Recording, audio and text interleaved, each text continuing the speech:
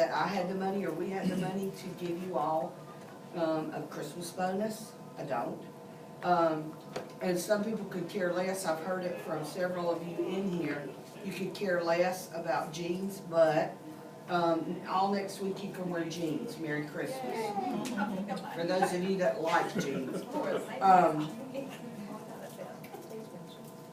So that's next week. So special ed need to go buy some more jeans. I like rocking on 8 days in a row.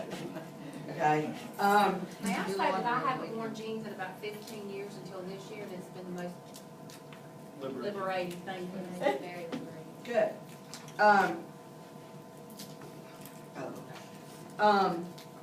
So I had this really neat philosophical chair plan, and I even sent you a hook this morning. Did y'all get that? Yeah. Okay, well, there is going to be controversy, debate, and arguments in here, but it just is not going to have anything to do with what I had planned.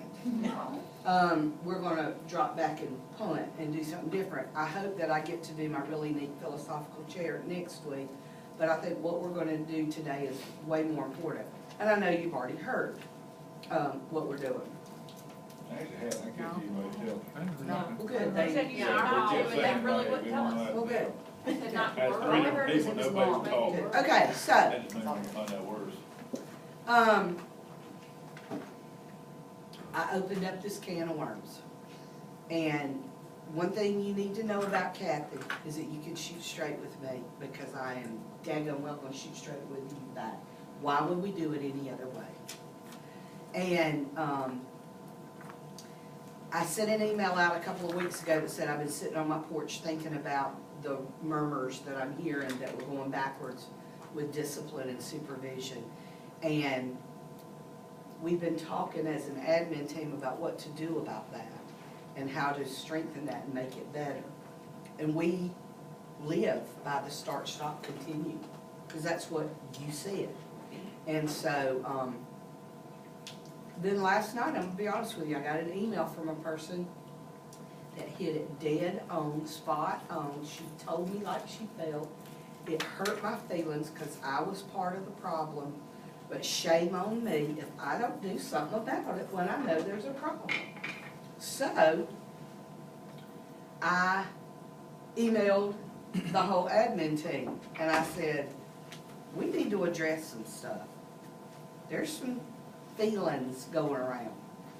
And I am a cheerleader. Coach Teague is a pot stirrer. But what he is fixing to stand up and tell you in the way that he is going to tell you is nothing short of brilliant. I've heard it now 3 times. What? No, I heard it practicing this morning. And that's when I decided I'm not doing my philosophical chair today. This is way more important. So listen with an open mind, but more importantly than that, this is what I've told the admin team. My leadership style is I listen to people. That's why I constantly am sending you out emails. What do you think? How do you feel? That's just me. So I've told the admin team, once he finishes his thing, the other 2 class periods, he's got them left, which is fine. I don't know if he'll stay or leave this time. But you've got to be able to listen to what he says, but talk back to us and tell us how you're feeling for this to eat, or else we wasted an hour of your time, basically. Okay? All right, so, Coach T. Format is, we want you to talk, but it's kind of like the students in your class. You got to listen to the lecture first, and then you can talk. Okay? And let me say this. My style would be more. I shoot with a rifle, and I shoot right between the eyes. But today I'm shooting with a shotgun. So if people get sprayed, they shouldn't get sprayed. Just brush it off. Okay? That's the way I am about everything. Okay? And Miss Dobbins is a cheerleader, but she said last night that set me into the tirade, or whatever you want to call it, is that she was sitting and she felt defeated. Well, that's not my nature. My nature is I'll be danged if anything's going to defeat me, okay? And I don't like to talk about myself, Really, but I feel like, because sometimes I'm very passionate and emphatic, and if you've never received a message from me, it might be intimidating, it might be scary, you might think that I hate you, or I don't, or whatever. So I wanna give you a little backdrop so you understand my psyche a little bit better, okay? Because I promise you, all I want is for the children of Westside High School to get the best opportunity possible. That's all I want, I really do. And I don't care if my feelings get hurt or whatever, out of the way, I'm kind of a bull in the challenge shot with that. Ms. Dobbins is a cheerleader. That's a weakness of mine. I don't really build people up very well. And I know that's a weakness, so I hire people around me to do what I can't do. That's why I married my wife. She is the cheerleader at the house. I'm the bad, ugly guy, okay? If I was describing myself, I would say that I'm a change agent. And the problem with being a change agent is sometimes you get blood all over you and you don't make a lot of friends, okay? And you have to kind of stay out on the edge right there.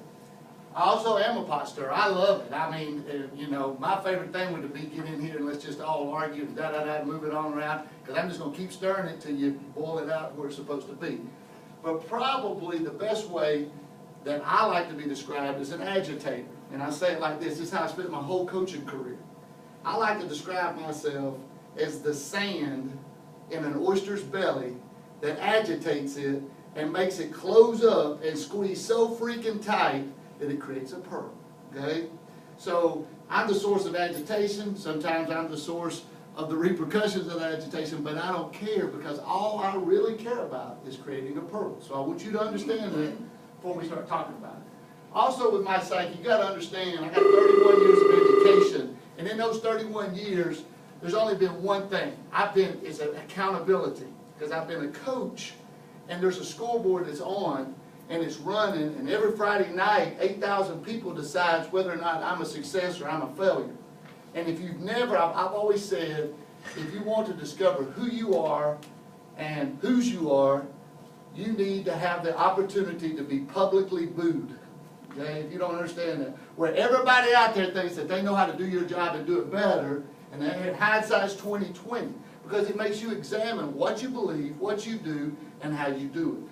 So, understanding that I'm an accountability guy and always been an appoint man, I'm not a really good follower. I'm not, you know, but that's who I am. I've worked in 6 systems. Those 6 systems has been an inner city system that 95% of the kids would punk out every kid in this school. I promise you, really, really bad. I've been in suburbia where every child was filthy rich and they were pampered and soft and over helicopter parents all around them. I've been in a country school system where they really don't care about learning because they're going to work on the farm or in the factory, and that's just the way it is. It's just something else that you have to do that Mama and Daddy said. So I've had a very wide experience, and I think that helps me understand this. You hear it all the time, but I know this. Kids are the same everywhere. Every single way. They all, and parents are the same too. They say, I'm sending you the best I got, and do something with it. That's all they want. So, understand that. So, in 30-something years of education, because I've been an accountability person, I've either been retained or released according to the results that I produce. So I think everybody should live in that same cycle. It's all about the results to me. It's not how I feel about you, if I like you, I don't like you, whatever. It's the results business. And I will preface it, and last on me, I've never been released, okay? I've never been released, so my results have been good. Luckily, it could be luck, it could be smarts. It's probably luck. The good Lord bless it. All right, so that's about me. So if I become emphatic, it's not that I don't like it, but I do believe that we've got an issue, and that unless we have a tremendous paradigm shift in this building, that we will continue to do what I call stupidity, because stupidity is doing the same thing and expecting a different result over and over and over again. Let's talk about the past for a minute. And let me say this. I'm addressing you like adults, professionals. I'm used to going in and having a group of men working with me, and we go in and we shut the door, and we shut the corn all the way down to here. Sometimes we get pissed at each other, we fuss, we scream, and everything else. But when we come out, we're all together. And also, because you have to tell the truth inside of a circle, you can't go out and talk about it with everybody else, because people take things out of context and you hurt feelings. I have no desire to hurt feelings for the past or anything else, but I do know that we need to talk about where we've been and where we're going. So I'm just gonna lay it out, and please don't, and the reason nobody's talked to you is because I don't like premeditated thought. I like everything to be fresh, new, as we look at it and think about it. Because if you come in premeditated, you've already formulated an opinion. And what I'm gonna tell you is, when I get through, you're gonna either agree with the truth as I see it, or you're gonna disagree with the precept of the truth that I'm presenting. One or the other. You're gonna be on one. Ain't gonna be no lukewarm. You're either gonna agree or you're gonna disagree and say that my perception is wrong. Let's talk about the past. I got here, it's almost been 2 years now, but it's 2 school years ago. Got here early, got out of my contract, they bought me out to come here. I walked around, and I'm just gonna be honest with you. How many people have been here for more than 2 years? I thought this was the most dysfunctional, awful school that I'd ever been in. I sat around, I watched kids show up to graduation practice, geeked up daily, nobody said nothing to them. I watched an SRO laying up out in the car and watched kids smoke cigarettes in the parking lot. I saw 75 to 125 kids every day have early release and hang out and do all God knows what in the gym, in the back of the building, over here smoking, doing whatever over here. It was horrible. Kids told teachers F you and got their schedule changed. Okay? I'm not lying and I'm not judging. I'm just telling you it was awful. And I say that because I understand the fear that exists in those that have experienced it in a really bad situation. Okay? So I know, I see, I've heard, I've been there. Recent past. Last year, when I came in and I saw all this, I went to Superintendent Wilson. I said, look, no disrespect to anybody. I want to come in, if you got me here 3 months before the school year ends, I want to do athletics. Don't ask me to do any discipline or be involved with the current scenario as it is, because I'll go to jail. I can't do it. I can't do it. I can't put up with it. I can't live with it. I'm not going to do it. Please don't. He said, you don't have to. Just do athletics. So I go to Persian Athletic Department. Okay? I told him, he was going to hire Sean Tobin. He was going to take him to Hannah. I said, we need Sean Tobin. He's the best in the business. Worked with him before. We need him bad. We need supervision structure. We got to have it. The discipline. It's unbelievable. So he put Sean here. And Sean did a great job. That's what he lives for. He's got the backpack. He's got the clipboard. He didn't just do it here. He does it everywhere. Okay? He goes in, and you got to see him in phase 1, is what everybody got to see him in, where he goes in and changes the logistics and the lay of the land and the structure of the day, and he eliminates everything outside of the classroom as a distraction. That's what he does. Okay? And so he did that, and everybody felt comfortable. They felt safe. They were empowered. Kids got their heads cracked when they needed to, and it was good. And that is recent past. Presently, I think we are slacking in some areas, okay? And that's going to be the thing I'm going to ask you to look at today. We are slacking in some. If you talk about the slacking issues, one of the things has been about IDs. How many of you got IDs on? And I have a teacher in this room who doesn't have their ID on. You don't have your ID.